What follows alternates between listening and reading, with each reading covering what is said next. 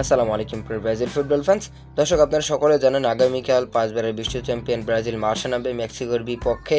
এটা একটা প্রস্তুতি ম্যাচ হলেও কিন্তু দীর্ঘ 6 দিন যাবৎ ডরিবাল জুনিয়র যেভাবে ব্রাজিল দলটাকে কঠোর অনুশীলন করিয়েছেন তাতে মনে হয়নি এটি একটা প্রস্তুতি ম্যাচ।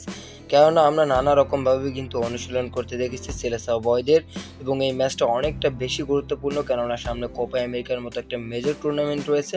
সেজন্য কিন্তু এই ম্যাচে নিজেদেরকে ঝালিয়ে নেওয়া একটা দুর্দান্ত সুযোগ। মূলত ডরিবাল জুনিয়র কিন্তু 6 দিনের অনুশীলন শেষে তাদের নিজ ভেন্যুতে পৌঁছে গিয়েছে ইতিমধ্যেই। মূলত যেই মাঠে আসলে ম্যাচটি হবে সেই মাঠের নাম হলো কাইল ফিল্ড স্টেডিয়াম, কলেজ স্টেশন, টেক্সাসে। মূলত এরকম একটা জায়গায় কিন্তু ব্রাজিল দল ইতিমধ্যেই পৌঁছে গিয়েছে তাদের প্রীতি ম্যাচটা খেলার জন্য, এবং ওই স্টেডিয়ামে তারা তাদের শেষ প্রস্তুতিটা নিয়ে আগামীকাল 9 জুন রবিবার বাংলাদেশ সময় সকাল 7টা বাজে মাঠে নামবে 5বারের বিশ্ব চ্যাম্পিয়ন ব্রাজিল এবং মেক্সিকো। তো দর্শক, আপনার কি মনে হয় ব্রাজিল কি হারাতে পারবে মেক্সিকোকে?